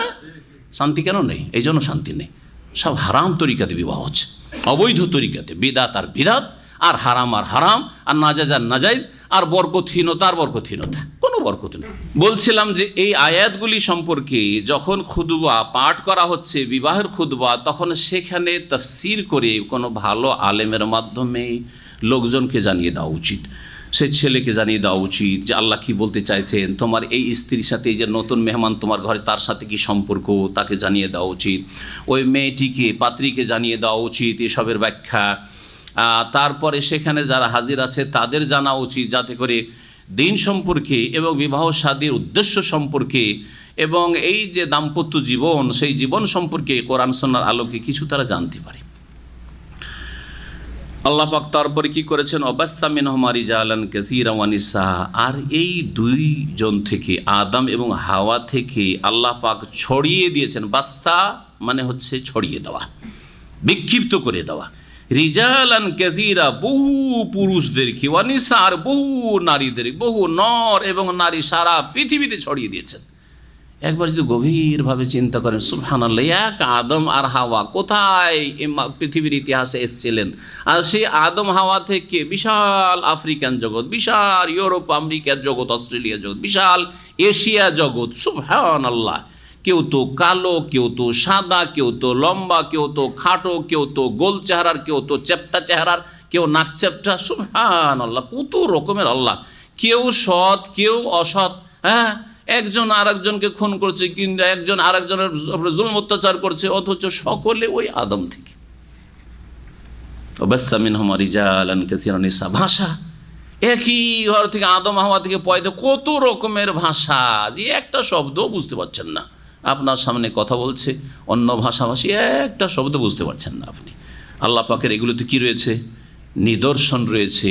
ইন্না ফি যালিকা লাআয়াত, সূরা রুমে আল্লাহ বলেছেন, ওয়াখতিলাফু আলসিনাতিকুম ও আলওয়ানিকুম, তোমাদের ভাষা যে ভিন্ন ভিন্ন, আর তোমাদের রং বর্ণ যে ভিন্ন ভিন্ন, এতে কি রয়েছে, আল্লাহ পাককে চেনার নিদর্শন উপায় রয়েছে। আল্লাহ এসবের সৃষ্টি কর। ওয়াত্তাকুল্লাহ, এবং আল্লাহকে ভয় করো। আবার বলছেন আল্লাহকে ভয় করো, কারণ আল্লাহকে ভয় করার মাধ্যমেই মানুষের সংশোধন হইতে পারে। যে যত বেশি আল্লাহকে ভয় করে, সে তত বেশি ভালো মানুষ হতে পারে। আল্লাহর ভয় ছাড়া যদি কোথাও আল্লাহর ভয়ে কমজোরি আছে, দুর্বলতা আছে, কিন্তু ভালো কাজ হচ্ছে, সেখানে আন্তরিকতা নেই, দুনিয়ার কোনো গরজ সেখানে বিদ্যমান রয়েছে, দুনিয়ার কোনো গরজ আছে, সেই জন্য ভালো কাজ কিছু হচ্ছে। কোনো জায়গায় মন্দ কাজ কম হচ্ছে, কিন্তু আল্লাহর ভয়বিহীন, আল্লাহর ভয়ের ভিত্তিতে নয়, তাহলে দুনিয়ার কিছু স্বার্থ সেখানে আছে, ইখলাস সেখানে, নিষ্ঠা নেই সেখানে। এই কথাটিকে আপনি বোঝার চেষ্টা করেন, বুঝতে পারলে। আর না হলে এগুলোকে উদাহরণ দিয়ে বুঝতে হবে। আল্লাহর ভয় যদি থাকে, আর আপনি যদি নির্জনে ইউসুফ আলাইহিস সালামের মতো এমন সুযোগ পান যে সেখানে কেউ কিছু বলার নেই, দেখারও নেই, তারপর আপনার দ্বারা ব্যভিচার হবে না, ঠিক কিনা? কিন্তু আল্লাহর ভয় ছাড়াও সমাজের ভয়ে অথবা জনপ্রিয়তা লাভের জন্য, নিজেকে একজন মানুষের মতো মানুষ গড়ে তোলার জন্য অনেক অমুসলিম অথবা অনেক অসৎ পরিবারের মুসলিম যুবকরাও সৎ জীবনযাপন করে, ব্যভিচারের কাছে যায় না, আর ওই সব নোংরামিতে যায় না, নোংরা ছবি টবি দেখে না, অথবা খারাপ কারোর সাথে আচরণ করে না, চুরি বাটমারি করে না, মদ পান করে না, এইগুলো। কিন্তু তাকে জিজ্ঞাসা কেন, বলছে ভাই এগুলো আমাকে ভালো লাগে না, বা লোকে কি বলবে, তাই না? আল্লাহর ভয়ে নয়, পরকালের চিন্তাই নয়, আল্লাহর কাছে জবাব দিতে হয় চিন্তায় নয়। এইরকম কিছু সৎ লোকেরা যা আছে, তারা হচ্ছে কীরকম, কচুর পাতার পানির মতো তাদের অবস্থা। হ্যাঁ, নড়বড়ে অবস্থা, ঠিক আছে, হ্যাঁ করে না, কিন্তু যখন ওই রকম হয়তো পরিস্থিতি চলে আসবে যে না, এখানে দেখছে যে আরে মদ না পান করলে লোকেরা খারাপ মনে করে, এখানে যারা আছে সবাই ওই টাইপেরই লোক, তখন রং বদলে দেবে গিরগিটের মতো, ঠিক কিনা? কিন্তু মুসলিম যে আল্লাহর ভয় রাখে, ও গিরগিটের মতো রং বদলিবে না। ও যদি জান চলেও যাও তো হারাম খাবে না, হ্যাঁ, জান চলে যায় তবুও সে চুরি বেঈমানি করবে না, জান প্রাণ যদি চলে যায় তবু কাউকে খুন করবে না, ঠিক কিনা? জান চলে গেলে সে শিরক করতে চাইবে না সহজে। এই হচ্ছে তাকওয়া আর তাকওয়াবিহীন জীবনের মাঝে পার্থক্য। আল্লাহর ভয়ে কেউ পাপ থেকে বাঁচে, আর কেউ দুনিয়ার গরজে পাপ থেকে বাঁচে। দুইজনে আসমান জমিনের পার্থক্য রয়েছে। আমাদের দেশের অধিকাংশ লোকেরাই সামাজিক পাপ থেকে বাঁচে, হ্যাঁ, সমাজের কলঙ্কের ভয়, হ্যাঁ, পরিবারের কলঙ্কের ভয়, অথবা নিজের মান ইজ্জতের ভয়ে একটু ভালো ছেলে হয়ে ভালো ছেলে স্কুলের কলেজের ইত্যাদি এইসব করে, যে যার ফলে এদের দ্বারা ভালো ভালো ছেলে আবার কখনো কখনো কেলেঙ্কারিতে ফেসে যায়। ভালো ছেলে, সারা জীবনটা ভালো ছেলে, হঠাৎ করে ফেসে গেছে, কারণ আল্লাহর ভয় নেই। কিন্তু আল্লাহর ভয় থাকলে এরকম হইতো না। বারবার আল্লাহ পাক রব্বুল কোরআনে কারিমে তাকওয়ার কথা, তাকওয়ার বড় উপকারিতা রয়েছে। আর তাকওয়া যদি থাকে তো আপনার রূপ চেহারা যেমন সকলের সামনে, এই লোকগুলির সামনে, তেমনি এই নির্জনে, একেবারে নির্জনে, ঘর বন্ধ করে, বাথরুমে, যেখানেই থাকেন না কেন একই রকম চেহারা। আপনার চেহারা বদলিবে না, আপনার আখলাক বদলিবে না। হ্যাঁ, আপনার দ্বারা পাপ হবে না, লোকের সামনে যেমন তেমন নির্জনেও পাপ হবে না, সব জায়গায় একই রকম। অধিকাংশ লোক আজকাল ইন্টারনেটের ফেতনার যুগে গিরগিটের মতো চেহারা বদলে যায়। এখানে তো মাশাআল্লাহ দাড়ি, হ্যাঁ, লোকের সামনে, হ্যাঁ, দাড়িতে হাত লাগান না। আর এখানে তো মাশাআল্লাহ তাবারাকাল্লাহ, এখানে তো মনে হচ্ছে যে সুবহানাল্লাহ আলহামদুলিল্লাহ আস্তাগফিরুল্লাহ লোকজনের সামনে, আর লোকজনের সামনে বড় বড় কথা। কিন্তু নির্জনে যখন বসেন তখন কি যে করেন, আর কত যে পাপ দেখেন, আর কোন কোনখানে যে ঢুকেন, আল্লাহ আপনার হিসাব নিল বসে আছে। তাকওয়া থাকলে এটা হইতো না, তাকওয়ায় যদি দুর্বলতা না থাকতো তো এরকমটা হইতো না। সুতরাং এই জন্য আল্লাহ পাক বারবার করে তাকওয়ার কথা বলেছেন, একই আয়াতে দুইবার করে তাকওয়ার কথা বলে, ইত্তাকু রাব্বাকুম ওয়াত্তাকুল্লাহ, আল্লাহকে ভয়, আল্লাযী তাসাআলুনা বিহি ওয়াল আরহাম, যার দোহাই দিয়ে তোমরা একে অপরের কাছে যাচ্চা করে থাকো বা চেয়ে থাকো। আল্লাহ এমন একটি সত্তা, এমন এক সত্তা, এমন এক জাতে পাক যে মানুষের কাছে চাইতে গেলে জাহিলিয়াতের যুগে মুশরিকদেরও অভ্যাস ছিল। হ্যাঁ, আর এখনো আছে অধিকাংশ লোকের মধ্যে, যে এমনি চাইলে হয়তো দিবে না, কিন্তু আল্লাহর দোহাই দিয়ে যদি চাই তো মনটা নরম হবে, ঠিক না? শুধু ফকিররা চায়, আপনি কারো কাছে ধার চাইছেন নিরুপায় অবস্থায়, আপনি ফকির না, কিন্তু যদি একটু ধার দেন তো হয়তো দেবেন না। ভাই তোমাকে আল্লাহর ওয়াস্তে বলছি, একটু উপকার কর। দুটোতে পার্থক্য আছে না নেই? অবশ্যই পার্থক্য আছে। এবং নবী করিম সাল্লাল্লাহু আলাইহি ওয়াসাল্লাম এই শিক্ষাও দিয়েছেন, মান সাআলাকুম বিল্লাহি ফাআতু।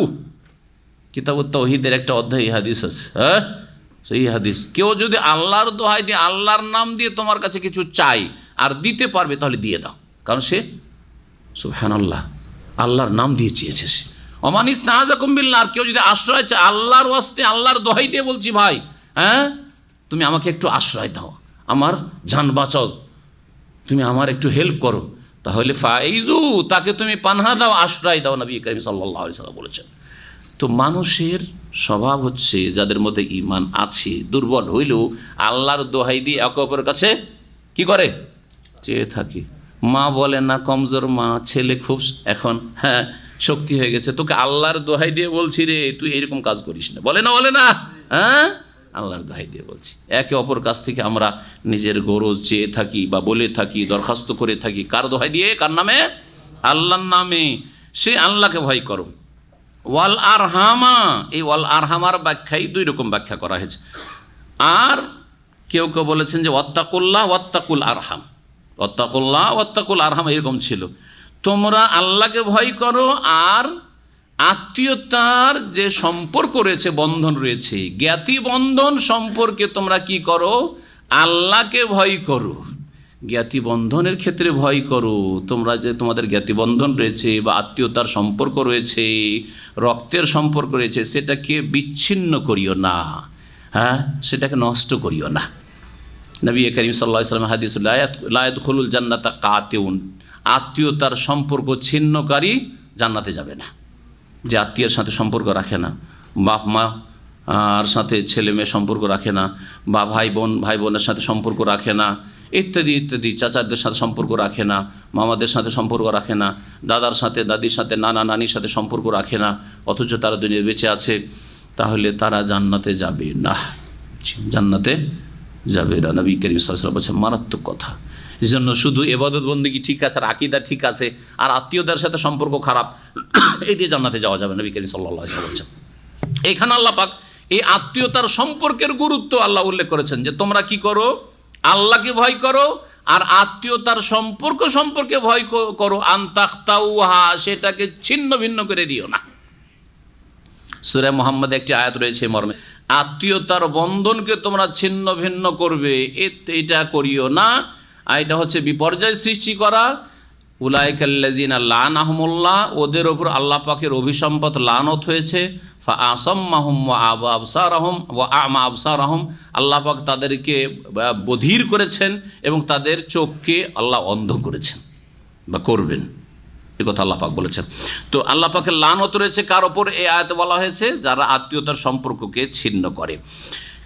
তাহলে এই তাফসিরে ওয়াত্তাকুল্লাহ ওয়াল আরহাম, আল্লাহর ওপর আতফ রয়েছে ওয়াল আরহামের, ওয়াত্তাকুল্লাহ ওয়াল আরহাম। আর কেউ কেউ বলেছে ওয়াত্তাকুল্লাহ আল্লাযী তাসাআলুন আরহাম, আর কোন কেরাতে ওয়াল আরহামে পড়া হয়েছে কাসরা দিয়ে। মানে তোমরা আল্লাহকে ভয় করো, যার দোহাই দিয়ে, যার নাম দিয়ে তোমরা একে অপরের কাছে চেয়ে থাকো, আর আত্মীয়তার দোহাই দিয়ে তোমরা চেয়ে থাকো। তাসাআলুনা বিল আরহাম, আত্মীয়তার দোহাই দিয়েও তোমরা একে অপরের কাছ থেকে চেয়ে থাকো। এটাও করি আমরা। ভাই ভাইকে বলছে, আপনি বিদেশে আছেন, আপনার ভাই দেশ থেকে বলছে যে তুমি আমার মায়ের পেটের ভাই, একবার আমাকে নিয়ে চলো সৌদি আরব। বলছে না? বলছে না? আত্মীয়তার দোহাই দিয়ে না বলছে, তুই মায়ের পেটের ভাই রে, আর তুই আমার সাথে এরকম খারাপ আচরণ করলি। বলছেন না? বলছেন না? এই যে আত্মীয়তার দোহাই দিয়ে বলে থাকেন, হ্যাঁ তুই আমার সন্তান আর এইরকম ব্যবহার করছিস তুই। বাপ মা বলে না? বলে না? হ্যাঁ হ্যাঁ, জি হ্যাঁ, জি। যদি বাপ ওইরকম আর আপনার সাথে দুর্ব্যবহার করে, তো বাপকেও কোনো সময় বলছেন আপনি আব্বা, আর আপনি না আমার দেখাশোনা করবেন, আপনি যদি আমাকে লেখাপড়া না করে কে করাবে? ঠিক না? এই যে আত্মীয়তার বন্ধনের দোহাই দিয়ে আমরা একে অপর কাছ থেকে চেয়ে থাকি। তাসাআলুনা বিহি ওয়াবিল আরহাম, আল্লাহর দোহাই দিয়ে চেয়ে থাকো তোমরা, আর আত্মীয়তার সম্পর্কের দোহাই দিয়ে চেয়ে থাকো। সুতরাং আত্মীয়তার বিচ্ছিন্নতা করার ক্ষেত্রে তোমরা ভয় করিও। ইন্নাল্লাহ কানা আলাইকুম রাকিবা, নিশ্চয়ই আল্লাহ তোমাদের ওপর সূক্ষ্ম বা তীক্ষ্ণ দৃষ্টি রাখেন। আল্লাহ পাক রব্বুল আলামিন তোমাদের ওপর তীক্ষ্ণ দৃষ্টি রাখেন। রাকিব মানে হচ্ছে পর্যবেক্ষক। ওয়া আতুল ইয়াতামা আমওয়ালাহুম ওয়ালা তাতাবাদদালুল খাবিসা বিত-তাইয়্যিব ওয়ালা তাকুলু আমওয়ালাহুম ইলা আমওয়ালিকুম ইন্নাহু কানা হুবান কাবীরা। আজকে তাফসীর অল্প আয়াত হয়েছে, কথা বেশি হয়েছে। এখন এখান থেকে ইয়েতিম ছেলে মেয়ে যারা অনাথ, পিতৃহীন যারা, তাদের কিছু বিধিবিধান আল্লাহ রাব্বুল আলামিন, তাদের ধন সম্পদ এবং তাদের যারা অভিভাবক রয়েছে বাপ ইন্তেকালের পরে, ওদের সাথে সম্পর্কীয় কিছু বিধিবিধান আল্লাহ পাক বর্ণনা করছেন। আল্লাহ পাক বলছেন ওয়া আতুল ইয়াতামা আমওয়ালাহুম, তোমরা ইয়েতিম ছেলে মেয়েদেরকে তাদের ধন সম্পদ দিয়ে দাও। ইয়েতিম কতক্ষণ পর্যন্ত ইয়েতিম থাকে?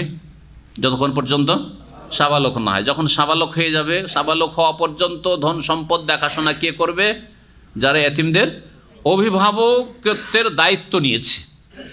সাধারণত চাচা দায়িত্ব নিয়েছে, ভাতিজাকে দেখবে, ভাতিজিকে দেখবে, মামা দায়িত্ব নিয়েছে, ভাগিনা ভাগিনীকে দেখবে, অথবা যে কোনো মুসলিম দায়িত্ব নিয়েছে। শরীয়তের বিধান সকলের জন্য একই রকমের। তো এখানে সম্বোধন কাকে করা হয়েছে? আউলিয়া উল ইয়াতামা, ইয়াতিমদের যারা অভিভাবক দেখাশোনার দায়িত্ব নিয়েছেই, তাদের কিছু ধন সম্পদ বাপ ছেড়ে গেছিল, ওই ধন সম্পদের দেখাশোনা করছে এবং ওই ছেলে মেয়ে ইয়াতিমগুলো দেখাশোনা করছে, ওদেরকে আল্লাহ সম্বোধন করে বলছেন যে তোমরা ইয়াতিমদেরকে তাদের ধন সম্পদ দিয়ে দাও। সাবালক হয়ে গেছে, দিয়ে দাও এখন। ওয়ালা তাতাবাদদালুল খাবিসা বিত-তাইয়্যিব, তোমরা নাপাককে মানে হারামকে, খাবিস মানে এখানে বলতে হারাম, হারামকে তোমরা বিত-তাইয়্যিব পবিত্রের সাথে বদল করে নিও না। ওয়ালা তাতাবাদদালুল খাবিসা বিত-তাইয়্যিব, অর্থাৎ ইয়াতিমের ধন সম্পদ আর তোমার জন্য হারাম, খাবিস তোমার জন্য, সেটা খাবিস মানে হারাম, আর তোমার যেটা নিজের ধন সম্পদ সেটা হচ্ছে তাইয়্যিব। এখন কি করলে তুমি ওই ইয়াতিমের ধন সম্পদটা তুমি গ্রাস করে নিলে, এটা করিও না। তাহলে একাকার, হালাল হারামকে একাকার করে দিলে, এটা একটা তাফসীর। আর একটি তাফসীর এর চেয়ে বেশি স্পষ্ট, সেটা হচ্ছে যে অনেক সময় সরাসরি বেঈমানি করেন না, বেশি চালাকিরা আবার সমাজে বেশি চতুর আছে, তাই না? সরাসরি ইয়াতিমের টাকা পয়সা বেঈমানি করে তো ধরা খেয়ে যাবে, সমাজের লোকেরা জেনে ফেলবে, তাই না? তখন করে কি, ইয়াতিমের ধন সম্পদগুলি ভালো, মূল্যবান বেশি, আর ওর যেগুলি আছে সেগুলি একটু ডাউন কোয়ালিটির, ডাউনগুলো দিয়ে দিল, যেগুলো নিম্ন কোয়ালিটির সেগুলো দিয়ে দিল ইয়াতিমকে, আর ভালোগুলি সে নিয়ে দখল করে নিল। আল্লাহ নিষেধ করছেন। জমি জায়গার ক্ষেত্রে ভাতিজা ভাতিজি এতিম হয়ে আছে, জমি জায়গায় কোনো মাঠে বেলে মাটি, ভালো চাষাবাদ হয় না, ভালো ফসল হয় না, আর কোনো জায়গায় ভালো মাটি রয়েছে, করলো কি ভালো জমিগুলো নিজের নামে করে নিল, আর ওই জমিগুলো যেগুলোতে তেমন উর্বর শক্তি নেই সেই জমিগুলো ওকে দিয়ে দিল। খাবিস, খাবিসগুলি হারামটা নিল, বা নোংরা, এখানে খাবিস মানে শুধু হারাম না, যেটা নিম্ন শ্রেণীর সেটা ওকে দিয়ে দিল, আর যেগুলো ভালো শ্রেণীর জমি জায়গা বা সম্পদ সেগুলি নিয়ে নিল। এইরকমই ফসল উঠে আসছে, ফসল হচ্ছে। ফসল মেলা রকম আছে, আছে না নাই?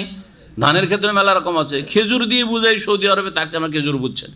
খেজুর 2 রিয়াল কিলো থেকে শুরু করে 100-120 রিয়াল পর্যন্ত আছে, আছে না নেই? মানে ইয়াতিমের বাগানের খেজুরগুলি খুব উৎকৃষ্ট মানের খেজুর, আর এই যে মালিক ইয়াতিম আর অভিভাবক ওর নিম্ন মানে 2-4-5 রিয়ালের খেজুর কিলো। করলো কি, এগুলো হচ্ছে খাবিস, তাহলে মানে নিম্ন শ্রেণীর খেজুর। নিম্ন শ্রেণীর খেজুরগুলি দিয়ে দিল ইয়াতিমের ভাগে বিক্রি করার সময়, যে ওগুলো হচ্ছে ইয়াতিম বুঝে না যে কোনটা আমার জমি থেকে এসছে, ও কি বুঝে ছোট ছেলে, বলে এগুলো তোমার জমির, আর ভালোগুলি সব ওর জমির। বোঝা গেছে? যে খাবিস আর তাইয়্যিব। বিজনেসের ক্ষেত্রে ইয়াতিমের টাকা পয়সা নিয়ে ইয়াতিমের অভিভাবক ব্যবসা বিজনেস করতে পারে, বরং উৎসাহিত করা হয়েছে যাতে করে ইয়াতিমের পয়সা থেকে জাকাত দিয়ে দিয়ে মাইনাস না হয়ে যায় বাহ্যিক, আর দ্বিতীয় ইয়াতিমকে ওই পয়সা থেকে খাওয়িয়ে শেষ না হয়ে যায়। ইয়াতিমের টাকা যদি 10 লাখ টাকাও থাকে, আর 20 বছর ধরে বা 10 বছর ধরে ছেলেটাকে লেখাপড়া করাইতে হয়, তো টাকা পয়সা যদি ওই অবস্থায় রেখে দেন তাহলে তো শেষ হয়ে যাবে, ঠিক না? এই জন্য আল্লাহ পাক রব্বুল আলামিন বলেছেন যে ইয়াতিমের পয়সাগুলোকে ব্যবসা বাণিজ্যে লাগাবার চেষ্টা করো। আগে আসছে ওই বিধানটা, এবং ওইদিকে ইঙ্গিতও আসছে কোরআনে কারিমে। ব্যবসা করার ক্ষেত্রে অধিকাংশ যারা পার্টনারশিপে ব্যবসা করে ওরা করেন কি, লাভটা হচ্ছে তৈয়ব, তাই না? লাভটা হচ্ছে তৈয়ব, ভালো মজা লাগে। লাভ খেতে ভালো লাগে না? আর লস খেতে কাকে ভালো লাগে? কেউ লস খেতে চান? লস খেতে কাউকে ভালো না। লসটা হচ্ছে খাবিস। যখন ব্যবসা করে 1 বছর দেখেন লাভ হয়েছে, তো লাভটা নিজের পকেটে ঢুকিয়ে নিল এতিমের অভিভাবক, আর যখন লস খেলো, খাবিস হয়ে গেল ব্যাপার স্যাপারটা, বিজনেসটা, তখন কি করলো, অনেক লস খেয়ে গেছি, লসটা চাপিয়ে দিল কার ওপর? এতিমের ওপর। এত টাকা লস, শুধু লসই দেখায়। আজকাল ব্যবসা করেন শেয়ারে, আর মজাটা দেখে নেন যদি ক্যাশ আপনার হাতে না থাকে ওর হাতে থাকে, অথবা ক্লিয়ার স্পষ্ট দুইজনের সমান সমান অধিকার না থাকে ক্যাশ দেখার আর যাচাই বাছাই করার, তাহলে সব লসগুলি কার ওপর? মেহনত করছে এবং ক্যাশে বসে আছে যেই ব্যক্তি, সে লাভবান সবসময়। আর যে টাকা দিয়েছে, যে ভাই কি হলো, আমি তো টাকা পয়সা এরকম দিয়ে রেখেছিলাম আপনাকে, ব্যবসা বাণিজ্য গেল, ভাই লস আর লস, আপনার চাইতে বেশি আমার লস, ঠিক না? আপনার চাইতে বেশি আমার লস। আমি মেহনতও করছি, 1 পয়সা বেতনও নিই না, আপনি তো শুধু টাকা দিয়ে বাড়িতে নাকে তেল দিয়ে ঘুমাচ্ছেন, আপনি এতটুকু পয়সার শুধু লস, আমার শ্রম লস, ব্রেন বুদ্ধি লস, ছোটাছুটি লস, আর টাকারও লস, সব লস আর লস। কথা বুঝছেন না? কত মিথ্যুক, লানাতুল্লাহি আলাল কাযিবিন। আল্লাহর অভিশাপ হোক, এদের কোনো বরকত নেই। বুঝতে পেরেছেন? তো আল্লাহ নিষেধ করেছেন এরকম কাজ করিও না তোমরা। ওয়ালা তাতাবাদ্দালুল খাবিসা বিত-তাইয়্যিব, লসটা শুধু ইয়াতিমের ভাগে চাপিয়ে দাও, আর লাভটা তাইয়্যিব, লাভটা মজা লাগছে নিজের ভাগে, এইরকম কাজ করিও না। ওয়ালা তাকুলু আমওয়ালাহুম ইলা আমওয়ালিকুম, এবং তাদের ধন সম্পদগুলি তোমাদের ধন সম্পদের সঙ্গে মিশ্রিত করে খেয়ে নিও না। এখানে এলা মানে মা রয়েছে। গত 2 দিন আগে ফেকার আলোচনা করতে গিয়ে এলা যে মায়ের অর্থে মানে সঙ্গের অর্থে হয়, এটা বুঝাতে গিয়ে এই আয়াত পেশ করেছিলাম। দেখেন আয়াত আল্লাহ কি বলছেন, ওয়ালা তাকুলু আমওয়ালাহুম ইলা আমওয়ালিকুম, মানে মা আমওয়ালিকুম, তাদের মানে এতিমদের অনাথদের ধন সম্পদ ভক্ষণ করিও না, এলা আমওয়ালিকুম, তোমাদের ধন সম্পদের সাথে মিশিয়ে নিয়ে। এমন করে মিশিয়ে দিলে, একসাথে কেটে মেরে নিয়ে আসলে, আর একসাথে ব্যবসা বাণিজ্য করছো, এতিম কিছু বুঝতেই পারে না, লাভ না লস আমার হচ্ছে, বুঝতেই দিচ্ছ না তুমি। এইরকম করে খেয়েই নিও না, মিক্সচার করে। আল্লাহ রাব্বুল আলামিন এলার অর্থে, এলাকে মায়ের অর্থে ব্যবহার করেছেন উজু করার ক্ষেত্রে। ফাগসিলু ওজুহাকুম ওয়া আইদিয়াকুম ইলাল মারাফিকে, তোমাদের হাতগুলি ধৌত করো কোনই পর্যন্ত, মানে কোনইটা ধুবেন না। এখানে এলা মানে মাল মারাফে, কোনই সহ ধৌত করো, কোনটা ধুতে হবে। ও আরজুলাকুম ইলাল কাবাইন, আর তোমাদের পাগুলিকে ধৌত করো উজুতে ইলাল কাবাইন, টাকনা পর্যন্ত না টাকনা সহ। এলা মানে এখানে মা, টাকনা সহ, টাকনাটাও ধুইতে হবে। ওই যে হাড্ডি দুটো বেড়ে আছে দুই দিকে, ওই দুটোও ধুইতে হবে। তো এই জায়গাগুলিতে কোরআন কারীমে এলা মায়ের অর্থে, সঙ্গ বা সাথে বা সহের অর্থে ব্যবহার হয়। তোমরা এইভাবে ইয়াতিমদের ধন সম্পদ ভক্ষণ করিও না, বেঈমানি আত্মসাৎ করিও না। ইন্নাহু কানা হুবান কাবীরা, কারণ এটা হচ্ছে মহাপাপ। হুবান মানে জাম্বান, গুনাহ। হুবুন মানে হচ্ছে গুনাহ, আর কাবীরা তো জানছেনই বড়। হ্যাঁ, এটি হচ্ছে বড় বড় গুনাহ, মানে মহাপাপ। ওয়াইন খিফতুম আল্লাহ তুকসিতু ফিল ইয়াতামা ফানকিহু মা তাবা লাকুম মিনান নিসাই মাসনা ওয়া সুলাসা ওয়া রুবা ফাইন খিফতুম আল্লাহ তা'দিলু ফাওয়াহিদাতান আও মা মালাকাত আইমানুকুম। এই আয়াতে আল্লাহ রাব্বুল আলামিন বিবাহ সম্পর্কে বলেছেন যে কয়জন নারীকে একসাথে বিবাহ বন্ধনে একজন পুরুষ রাখতে পারবেন, এই বিষয়টি বিশেষভাবে উল্লেখিত হয়েছে। তার সাথে সাথে ইয়াতিম মেয়েদের বিবাহ শাদীর বিধান উল্লেখিত হয়েছে। হতো কি, আয়াতের শানে নজুল সম্পর্কে বলা হয়েছে। মা আয়েশা রাদিয়াল্লাহু তাআলা আনহা থেকে সহিহ বুখারীতে বর্ণিত রয়েছে যে একজন অভিভাবক ইয়াতিম মেয়েদেরকে, আত্মীয় স্বজনদের মধ্যেকার ইয়াতিম মেয়েদেরকে লালন পালন করত। লালন পালন করার পরে দেখতো যে ধন সম্পদ অনেক। তখন ধন সম্পদের দিকে দৃষ্টি দিয়ে লোভ হইতো যে বিয়ে করব, কিন্তু দেখতে সুন্দরী নাই, এই দিক থেকে আবার অনীহা, কেমন করে বিয়ে করব, দেখতে সুন্দর নয়।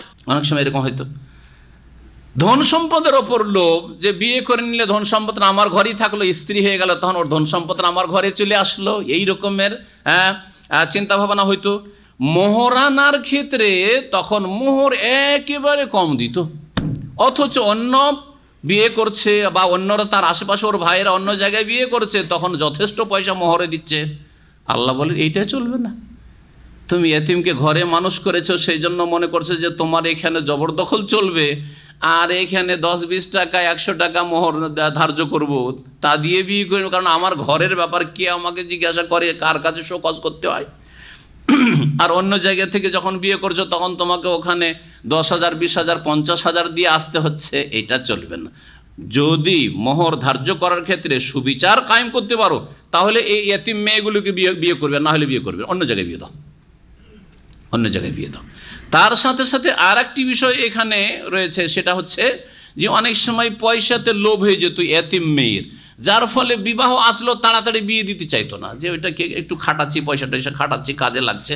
যারা এরকম শেয়ারে ব্যবসা, সহজে পয়সা দিতে চায় না, পয়সা বের করেও দিতে চায় না, যতদিন পর্যন্ত পয়সাটাকে কাজে লাগাতে পারি, চুষতে পারি, তাড়াতাড়ি বিয়ে দিতে চায়। অথচ ভালো একটা কাস্টমার আসছে, ভালো ছেলে বিয়ে করার জন্য আসছে, আল্লাহ বলছে না, এরকম কাজ করিও না। হয় বিয়ে করতে হলে বিয়ে করো, আর আগ্রহের সাথে বিয়ে করো, শুধু তার পয়সার উপর আগ্রহ করে নাই, ভালো করে বিয়ে করো। এবং মোহর, যেটা ন্যায্য মোহর রয়েছে, তার বংশে যেরকম মোহর রয়েছে, তোমার বংশে যেমন মোহর রয়েছে, তুমি আর একটা বিয়ে করেছো, সে তাকে যতটা মোহর দিয়েছো ওই রকমের মোহর দাও। আর ইয়াতিম মেয়ে বলে অল্প স্বল্প মোহর দিয়ে বিয়ে করে নেবে, এটা চলবে না। এই বিষয় দিয়ে আল্লাহ পাক শুরু করেছেন। আর তারপরে আল্লাহ বলছেন, যদি তোমরা সুবিচার না করতে পারো ইয়াতিম মেয়েকে বিয়ে করতে গিয়ে, তাহলে অন্য জায়গায় বিয়ে দাও। আর তোমরা অন্য কোনো মেয়েদেরকে, যেগুলি তোমাদের পছন্দ লাগে, বিয়ে করো। দুটো করেও করতে পারো, তিনটে করেও করতে পারো, 4টা করেও করতে পারো, একসাথে 4টা এক সময় রাখতে পারো সর্ব ঊর্ধ্বে। আল্লাহ রাব্বুল আলামিন বলছেন, আসেন এখন কোরআনে কারীম ভাষায় দেখি। ওয়াইন খিফতুম আল্লাহ তুকসিতু ফিল ইয়াতামা, তোমাদের যদি আশঙ্কা হয়, তোমরা যদি আশঙ্কা করো, আল্লাহ তুকসিতু ফিল ইয়াতামা, ইয়াতিম মেয়েদের ক্ষেত্রে, পিতৃহীনাদের ক্ষেত্রে তোমরা সুবিচার করতে পারবে না, তাহলে ফানকিহু মা তাবা লাকুম মিনান নিসা, তাহলে তোমরা বিবাহ করো নারীদের মধ্য থেকে যারা তোমাদের পছন্দ মোতাবেক হয়, তোমাদের ভালো লাগে, যাদেরকে ভালো লাগে। এই ইয়াতিম মেয়েগুলোকে বাদ দিয়ে, এখানে এই কথাটি রয়েছে, ইয়াতিম মেয়েগুলোকে বাদ দিয়ে, যেখানে তুমি সুবিচার করতে পারছো না মোহরানা ধার্য করার ক্ষেত্রে, এদের ক্ষেত্রে জুলুম হয়ে যাওয়ার আশঙ্কা আছে, ইয়াতিম মেয়েদেরকে অন্য জায়গায় বিয়ে দিয়ে দাও। তাদের রূপ চেহারা পছন্দ হয় না, তাদের বংশ পছন্দ হয় না, ওর বাপ নেই, বংশ কেউ নেই, তার ইয়াতিম কেউ নেই, ওকে বিয়ে করব, কিন্তু পয়সার লোভ সামলাতে পারছেন না, এইরকম কাজ করবেন, অন্য জায়গায় বিয়ে দিয়ে দেন। যে করবে আগ্রহের সাথে বিয়ে করুক, আর আপনি অন্য কোথাও মেয়ে খুঁজে বিবাহ করুন। আল্লাহ বলছেন, যা তোমাদের পছন্দ লাগে। মাসনা, মাসনা মানে কি? মাসনা মানে কি? 2 না 2 মাসনা মানে যদি 2 হয় তো ইসনাইন মানে কি? ইসনাইন মানে কি? ইসনাইন মানে দুই, আর মাসনা মানে দুই, এটা হইতে পারে? মাসনা মানে হচ্ছে দুই দুই, আর ইসনাইন মানে হচ্ছে দুই। দুই দুই আর দুইয়ে কি পার্থক্য আছে? এটা তাহলে বুঝান, যখন পার্থক্য করলেন তো পার্থক্য বুঝাইতে হবে।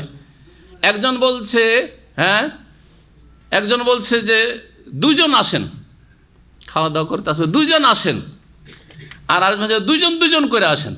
পার্থক্য আছে না? নাই পার্থক্য?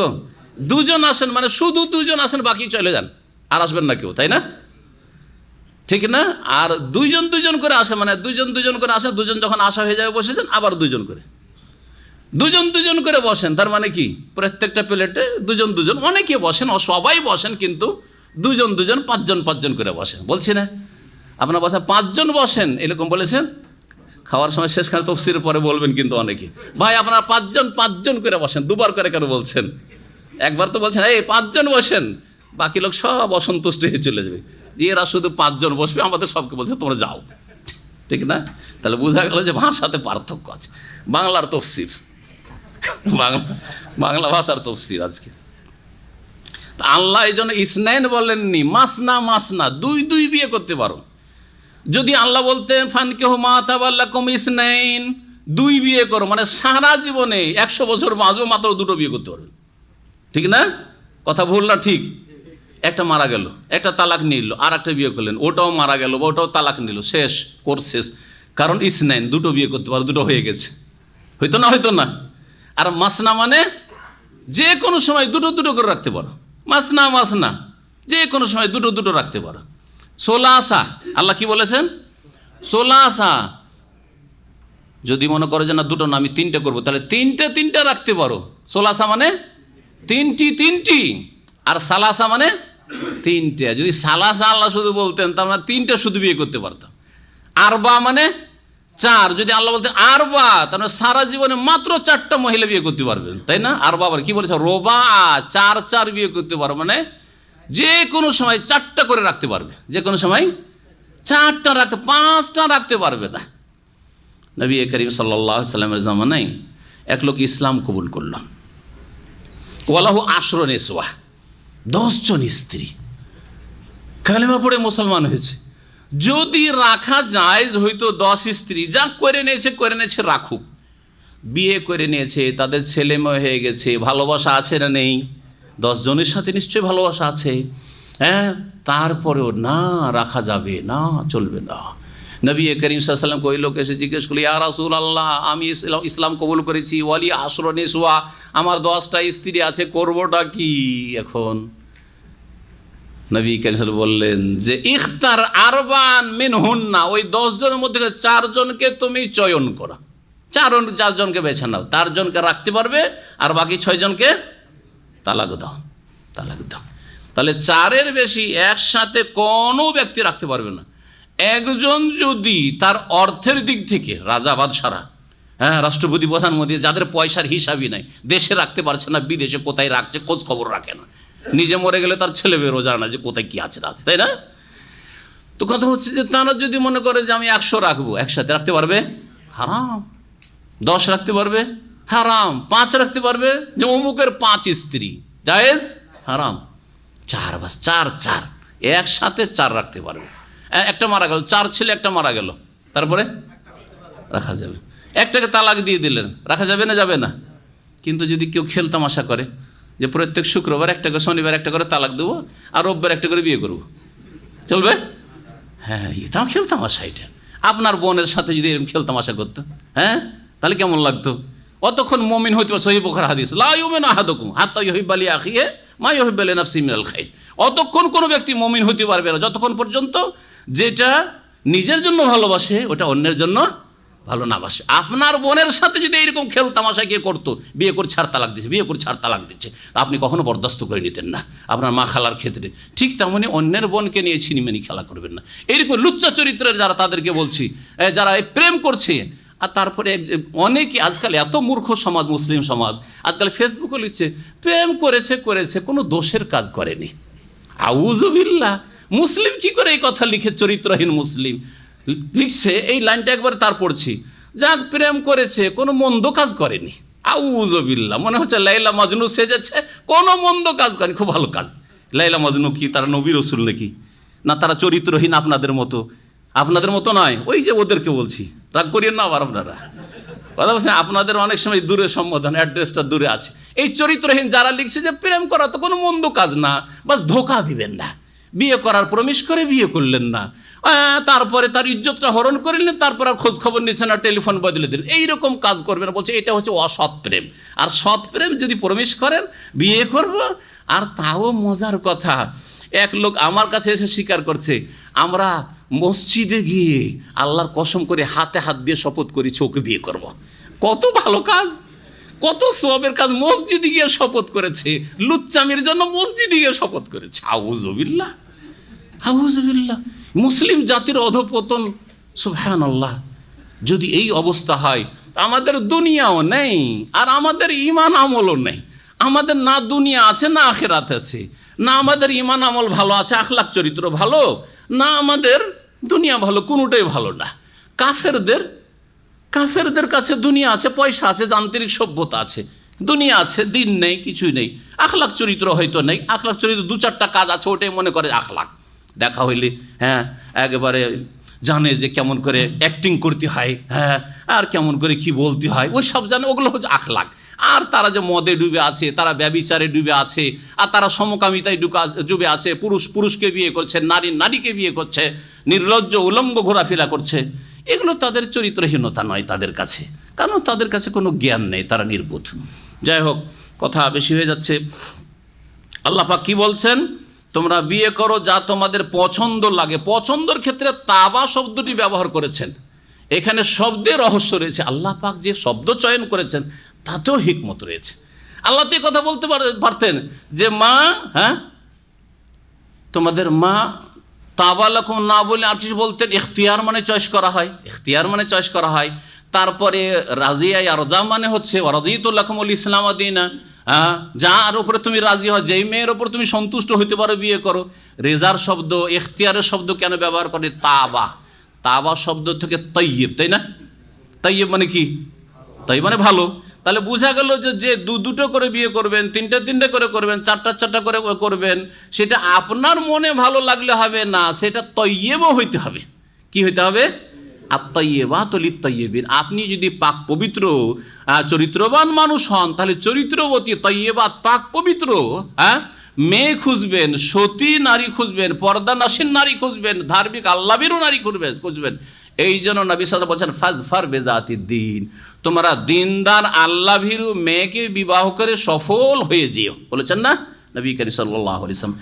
লোকেরা চারটা গুণ দেখে আর সবাই চারটা গুণ দেখার চেষ্টা করে, কিন্তু প্রাধান্য দেবে কোনটাকে?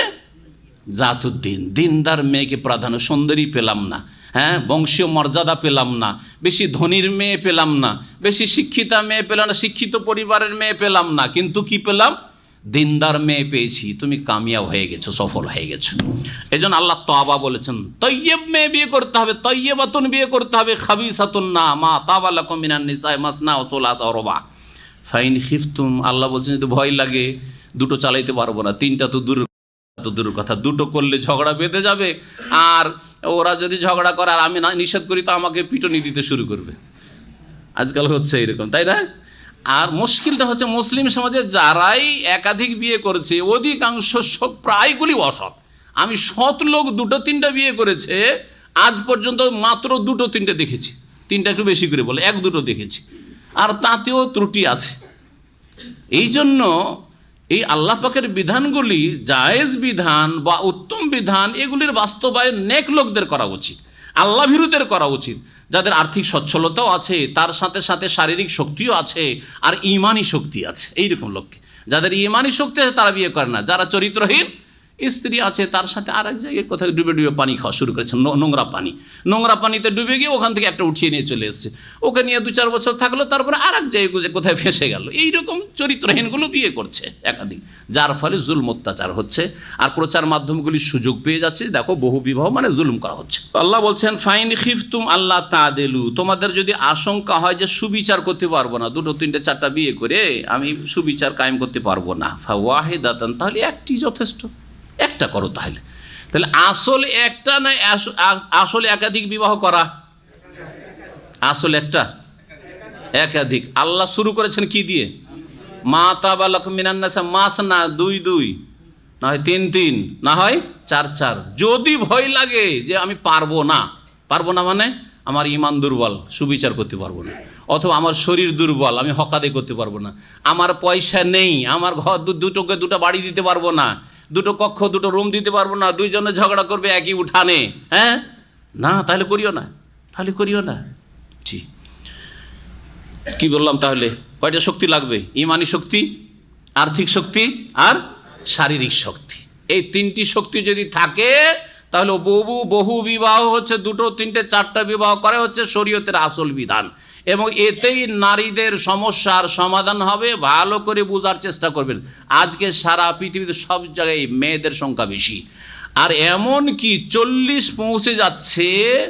এই রকম সংখ্যায় মেয়ের লাখ লাখ মেয়েদের সংখ্যা পৌঁছে গেছে, যারা 30-এর ওপরে, 40-এ চলে গেছে, 45-এ চলে গেছে, স্বামী পাচ্ছে না। আর আমরা কেউ বিয়েও করব না, কারণ বহু বিবাহ এমন বদনাম হয়ে আছে যে কেউ ব্যভিচার করলে অত দোষ না, কিন্তু বিবাহ করলে এটা মানুষের কাজ করেছে। এটা কি মানুষের কাজ করেছে? আমাদের এলাকায় একজন আলেম, খুব নেক লোক ছিলেন, এটা আরেকটা বিয়ে করে নিয়েছে। তো বলছে যে ইন্না লিল্লাহি ওয়া ইন্না ইলাইহি, গ্রামবাসী বলছে ইন্না লিল্লাহ পড়ছে। কেন? এই লোককে তো খুব ভালো মনে করতাম, কিন্তু এত খারাপ লোক বিয়ে করেছে। আর একটা দেশের ঘটনা বলছি, তুনিসের ঘটনা, তুনিসিয়ার আদালতে স্ত্রী কেস করেছে, বড় স্ত্রী, যে আমার স্বামী জুলুম করেছে, আর এক বিয়ে করেছে। তখন আসামির কাঠগড়ে হাজির হয়েছে। হাজির হওয়ার পরে ওকে জজ জিজ্ঞেস করছে, এই তুমি বিয়ে কেন করেছো? বলছে, স্যার আমি তো বিয়ে করিনি। হ্যাঁ, না তোমার স্ত্রী তো বলছে তুমি আরেকটা বিয়ে করেছো। না, বিয়ে করি। তাহলে ওটা কে? আর একটা যে আছে তোমার বাড়িতে? বলছে, ওটা আমার গার্লফ্রেন্ড। ওটা আমার স্ত্রী না, গার্লফ্রেন্ড। তাহলে অসুবিধা নেই। এটা হলো মুসলিম দেশের জজ, কথা বুঝতে পারছেন না? তাহলে কোনো অসুবিধা নেই, জেনা করো, ব্যভিচার করো, কোনো অসুবিধা নেই, কিন্তু বিয়ে করবে না, খবরদার। কারণ বিয়ে করলে তুমি তার ভরণ পোষণের দায়িত্ব নেবে, তার ছেলে মেয়েদের দায়িত্ব নেবে, অত দায়িত্ব নেওয়ার দরকার নেই। তুমি লুচ্চামি করার ছেড়ে দাও। হ্যাঁ, খেজুর খেয়ে নাও, আঠি ফেলে দাও, খেজুর খেয়ে নাও, আঠি উগলে ফেলে দাও, ব্যাস, তাই না?